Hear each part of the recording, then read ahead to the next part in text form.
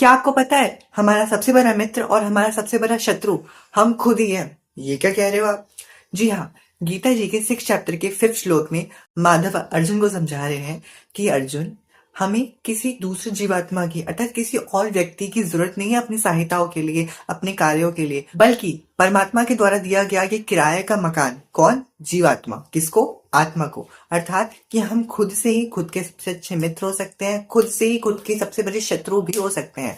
अब ये जीवात्मा कब हमारा शत्रु होती है और कब हमारा मित्र होती है, इसके लिए गीता जी की 6 चैप्टर का 6 श्लोक कहता है कि जब ये जीवात्मा का मूल्य भाग अर्थात इंद्रियां और मन, इन दोनों पे हम काबू पा लेते हैं, इनको जो है संयम से यूज करना, बैलेंस से यूज करना सीख जाते हैं, तो हमारी जीवात्मा हमारा सबसे अच्छा मित्र हो जाती है और फिर सबसे अच्छा गाइडेंस भी देगी हमें। लेकिन वही जब इनके ऊपर से हमारा कंट्रोल गायब हो जाता है, ये हमारे सर पे ज्यादा ही चढ़ जाती है, तो फिर ये हमारा सबसे बड़ा शत्रु भी बन जाती है। उदाहरण के लिए महाभारत के 2 पात्रों को हम उठाएंगे। पहला पात्र है गांधारी का और दूसरा पात्र है भीष्म पितामह का। भीष्म पितामह ने अपनी जीवात्मा के मूल्य भाग अर्थात मन और इंद्रियों को अपने संयम में ले लिया था। इसलिए तो देखो, अधर्म की तरफ होते हुए भी उन्हें स्वयं भगवान के विराट रूप के दर्शन हुए थे और अंत में वो भगवान के विराट रूप में समा गए थे। और वही माँ गांधारी कृष्ण के होते हुए भी अपने मन और इंद्रियों को अपने संयम में, अपने कंट्रोल में ना लाने की वजह से हमेशा दुख में रही।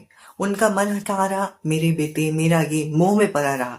इंद्रियों ने उनमें पूरा तरह से वश पा लिया, यानी उनकी जीवात्मा की जो मूल्य भाग है इंद्रिय और मन, वो उनके ऊपर हावी पड़ गई। इसलिए उनकी जीवात्मा उनके लिए शत्रु की तरह थी। तो इस शरीर को साधन बनाओ, साधना नहीं। साधना तो केवल एक परम श्री राधिका के चरण ही है।